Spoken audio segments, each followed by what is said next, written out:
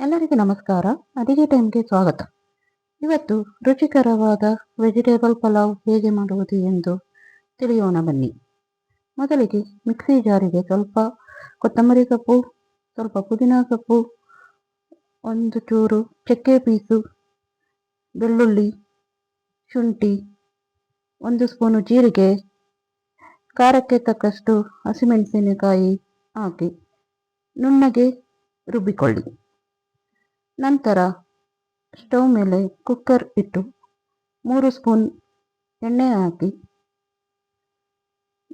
2 spoon ತುಪ್ಪ,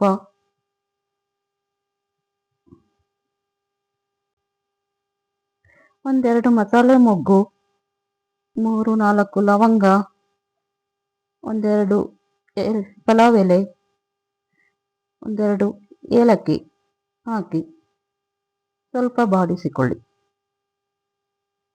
ನಂತರ ಇದಕ್ಕೆ ರುಬ್ಬಿದ ಮಿಶ್ರಣವನ್ನು ಹಾಕಿ ಹಸಿ ವಾಸನೆ ಹೋಗುವವರೆಗೂ ಚೆನ್ನಾಗಿ ಬಾಡಿಸಿಕೊಂಡು 1 ಟೇಬಲ್ ಸ್ಪೂನ್ ಅರಿಶಿನ, ಹೆಚ್ಚಿಟ್ಟಿರುವ 1 ಈರುಳ್ಳಿ, 1 ಟೊಮೊಟೊ ಹಾಕಿ ಮಸಾಲೆಯನ್ನು ಇದಕ್ಕೆ ಮಿಕ್ಸ್ ಮಾಡಿ.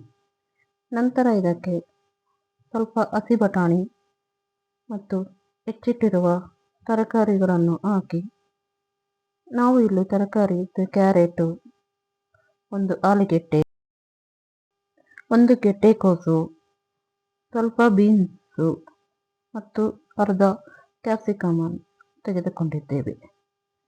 ಎಲ್ಲ ತರಕಾರಿಗಳನ್ನು ಮಿಶ್ರಣದೊಂದಿಗೆ ಚೆನ್ನಾಗಿ ಮಿಕ್ಸ್ ಮಾಡಿ ರುಚಿಗೆ ತಕ್ಕಷ್ಟು ಉಪ್ಪನ್ನು ಹಾಕಬೇಕು. ಉಪ್ಪನ್ನು ಹಾಕಿದ ನಂತರ ಉಪ್ಪು ಎಲ್ಲ ತರಕಾರಿಯೊಂದಿಗೆ ಬೆರೆಯುವ ಹಾಗೆ ತರಕಾರಿಯನ್ನು ಚೆನ್ನಾಗಿ ಮಿಕ್ಸ್ ಮಾಡಿ ಇಟ್ಟುಕೊಳ್ಳಿ. ನಂತರ ಇದಕ್ಕೆ 10-15 ನಿಮಿಷ ನೆನೆಸಿಟ್ಟ ಅಕ್ಕಿಯನ್ನು ಹಾಕಬೇಕು. ನಾವು ಇಲ್ಲಿ 1.5 ಲೋಟದಷ್ಟು ಅಕ್ಕಿಯನ್ನು ತೆಗೆದುಕೊಂಡಿದ್ದೇವೆ. 1.5 ಲೋಟದ ಅಳತೆಯ ಅಕ್ಕಿಗೆ ನಾವು ಅದೇ ಲೋಟದಲ್ಲಿ 5 ಲೋಟದಷ್ಟು ನೀರನ್ನು ಹಾಕುತ್ತಿದ್ದೇವೆ. ನೀರು ಹಾಕಿ ಚೆನ್ನಾಗಿ ಮಿಕ್ಸ್ ಮಾಡಿ ಸ್ವಲ್ಪ ನಿಂಬೆ ರಸವನ್ನು ಹಿಂಡಬೇಕು. ನಿಂಬೆ ರಸ ಆಪ್ಷನಲ್, ನಿಮಗೆ ಬೇಕಾದರೆ ಹಾಕಿಕೊಳ್ಳಬಹುದು. ಸ್ವಲ್ಪ ಕುದಿ ಬರುವವರೆಗೂ ಮೀಡಿಯಂ ಫ್ಲೇಮಿನಲ್ಲಿ ಬೇಯಿಸಿಕೊಂಡು ಕುದಿ ಬಂದ ನಂತರ ಮುಚ್ಚಳ ಮುಚ್ಚಿ ವಿಷಲ್ ಹಾಕಿ 3 ವಿಷಲ್ ಆಗುವವರೆಗೂ ಮೀಡಿಯಂ ಫ್ಲೇಮಿನಲ್ಲೇ ಬೇಯಿಸಿಕೊಳ್ಳಿ.